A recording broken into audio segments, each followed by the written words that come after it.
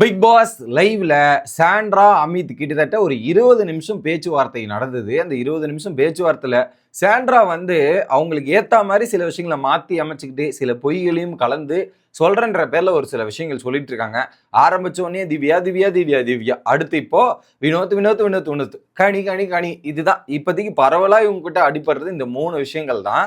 அதுல ஏகப்பட்ட திவ்யா ஒரு சாக்கடை அப்படின்ற மாதிரி சொல்றாங்க. அது அவ எவ்வளோ கேவலமா பண்ணா தெரியுமா அப்படின்ற மாதிரி பல விஷயங்களை உட்காந்து பேசிட்டு இருக்காங்க. அது மொத்தமா இந்த வீடியோல என்ன அப்படின்றதான் பார்க்க போறோம். சேனலுக்கு புதுசா இருந்தீங்கன்னா மறக்காம சப்ஸ்கிரைப் பண்ணிட்டு ஐக்கும் லைக்கும் பண்ணீங்கன்னா ரொம்ப ரொம்ப யூஸ்ஃபுல்லா இருக்கும். இப்போ கண்டென்ட்டுக்குள்ள போயிடலாம்.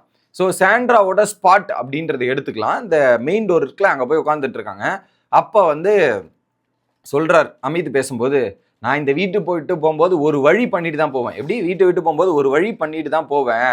ஸோ கூட இருக்கவங்கெல்லாம் நான் பார்த்துட்டு தான் இருக்கேன் அப்படின்ற மாதிரி ஒரு விஷயத்த சொல்றாங்க. ஓகே, அடுத்து ஸோ அவங்கெல்லாம் எனக்கெல்லாம் அவன் மேலே வந்து பயந்தெல்லாம் போல, எங்களுக்கு பயம்லாம் கிடையாது அப்படின்ற மாதிரி இவங்க சொல்றாங்க. அவங்க மேலே வீட்டில் இருக்கிற ஹவுஸ்மேட்ஸ்க்குலாம் எனக்கு பயம்லாம் கிடையாது அப்படின்னும் போது, நியாயம் இருக்குன்னா அப்போ ஓப்பனாக பேசுங்க சாண்ட்ரா, எதுக்கு அப்படின்னும் போது, இல்லை நான் ஒரு விஷயத்துக்கு போறேன், பீரியட்ஸ் போன்றேன், அது கூட விட மாட்டாங்களா, என்னது இது அடிச்சு பிடிச்சி வேலையை அது கூப்பிடுறாங்க, அடிச்சு பிடிச்சி அந்த டைம்ல தான் பேசணுமா, இதெல்லாம் சரியா அப்படின்ற மாதிரி ஒரு பக்கம் பேசுறாங்க.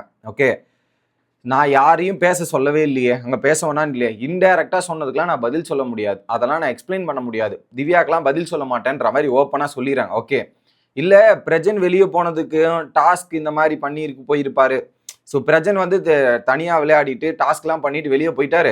ஸோ அதனால நீங்களும் போயிடுவேன்ற மாதிரி ஒரு விஷயத்த வந்து திவ்யா மீன் பண்ணதா இவங்க எடுத்துக்கிட்டு, அன்னைக்கே வந்து என்னை வெளியே போயிடுவேன்ற மாதிரி திவ்யா பேசுறா அப்படின்ற மாதிரி. அன்னைக்கு என்ன இதெல்லாம் நடந்துச்சு, அதை ஒரு கன்க்ளூஷன் எடுத்துட்டு வரலாம், புரிஞ்சுக்கோ சாண்ட்ரான் தான் திவ்யா சொன்னாங்க.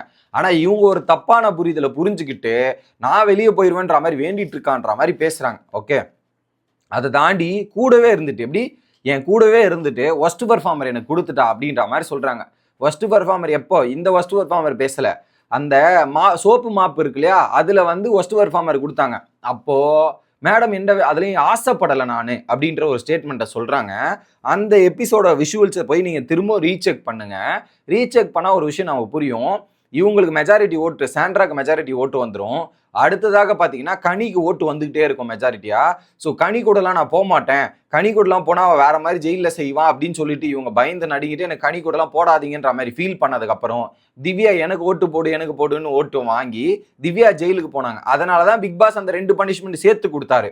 இங்க வந்து என்ன சொல்றாங்க, நான் ஆசைப்படலைங்க மேடம், உங்களுக்காகத்தான் அன்னைக்கு திவ்யா அந்த ஒரு மூவ் எடுத்து வாங்கி கட்டிக்கினா பிக் பாஸ் 2 பனிஷ்மெண்டா கொடுத்தாரு. அதை வந்து இப்படியே வந்து திவ்யா தான் பண்ணா, நான் கேட்கவே இல்லைன்ற மாதிரி பிளேட்டை தூக்கி திவ்யா மேல படிக்க போட்டாங்க.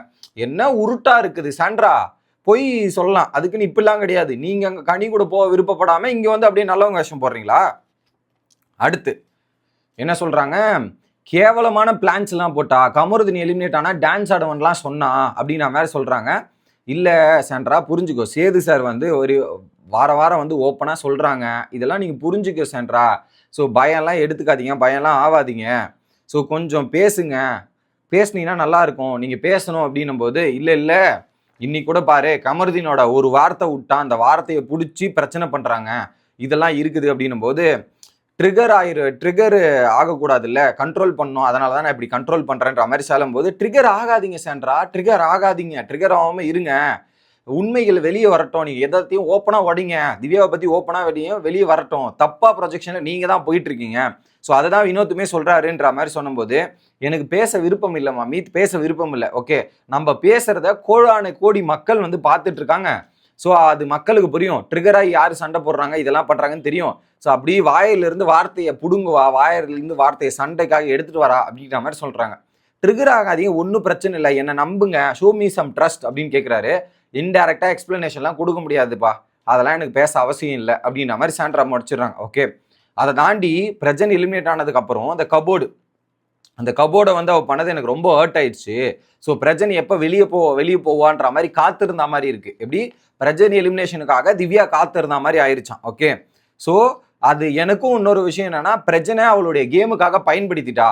ஸோ திவ்யா பிரஜனை கேமுக்காக பயன்படுத்தி யூஸ் பண்ணியிருக்கா அப்படின்றது என்னால் புரிஞ்சுக்க முடியுது அப்படின்ற மாதிரி சொல்றாங்க. திவ்யா எங்க பயன்படுத்தினாங்கன்னு தெரியலையே, எல்லாத்தையும் இப்படிதான் ஒரு இமேஜினேஷன், அந்த வேர்ல்டுல இருந்தா அப்படிதான் இருக்கும் போல.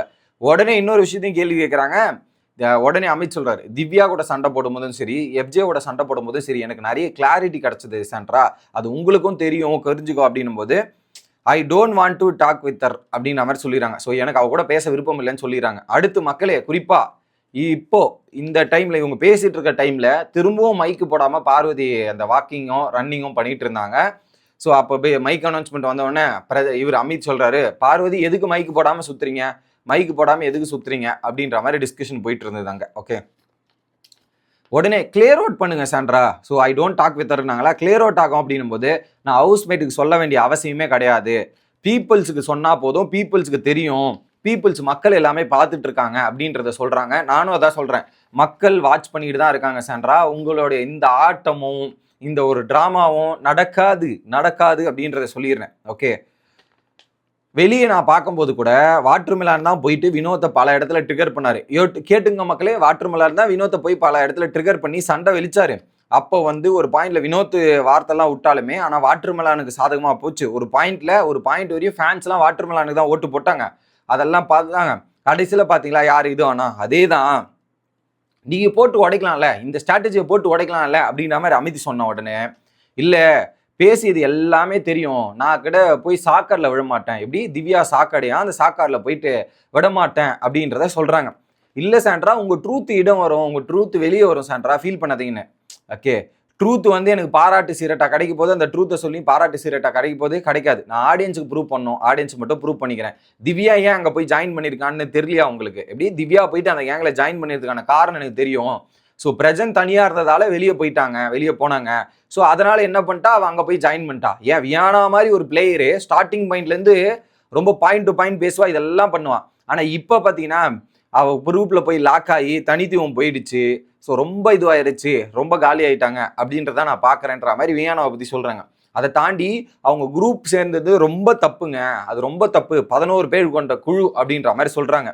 இல்லை இதில் ஹைலைட் என்ன தெரியுமா, 11 பேர் கொண்ட குழு, அந்த 11 பேர் கொண்ட குழுவில் தான் அமித்தும் இருக்காராம்.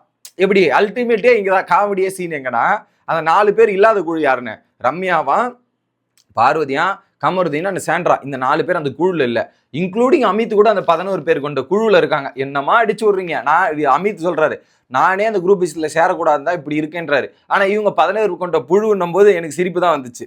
ஓகே, நாமினேஷனில் சேஃப் ஆகணும் அவங்க அப்படின்னும் போது, இல்லை வைல்டு கார்டில் உடனே கனி சொன்னாங்கன்னா, வைல்டு கார்டில் வந்து ஆள் மாட்டிக்கிட்டாங்க, அவங்கள நாமினேட் பண்ணலான்ற மாதிரி கனி சொன்ன மாதிரி அமித் சொல்கிறாரு. ஓகே, பேசி அவங்களுக்குள்ளேயே நாமினேட் பண்ண மாட்டாங்க, அது வந்து அவங்க டாப் 5ல போனதுக்கப்புறம் அவங்களுக்குள்ள நாமினேட் பண்ணியிருப்பாங்க, அதை உடைச்சதுக்கு தானே இங்கே ரம்யா எப்படி ஆனா வியானாக்குள்ள சண்டை வந்துச்சு, இதெல்லாம் வந்துச்சு அப்படின்ற டிஸ்கஷன் போது உடனே என்ன சொல்றாரு, இல்லை வினோத் வந்து ஜென்யூன் தான் அப்படின்ற மாதிரி சொன்ன உடனே, இல்லை வினோத் வந்து டபுள் கேமரு, அவர் டபுள் சைடு கோல் போறாரு. நான் நேற்று வந்து முந்தா நேற்று போயிட்டு போன வாரம் வந்து ஏதோ நைட்டு தூங்கும்போது கத்திட்டு இருந்தாங்களாம், வினோத்தை போய் அங்கே சொல்ல சொன்னாங்களாம், வினோத் போய் அங்கே சொல்லிட்டு வந்துட்டு இருக்காரு, நான் சொன்னா நம்ப மாட்டாரு, நீங்களும் போய் சொல்லுங்கன்ற மாதிரி சொல்லியிருக்காங்க. சாண்ட்ராவும் திரும்ப போய் சொல்லியிருக்காங்க. அதுக்கப்புறம் வினோத் போய் அங்கே ஏதோ பேசியிருக்காராம்.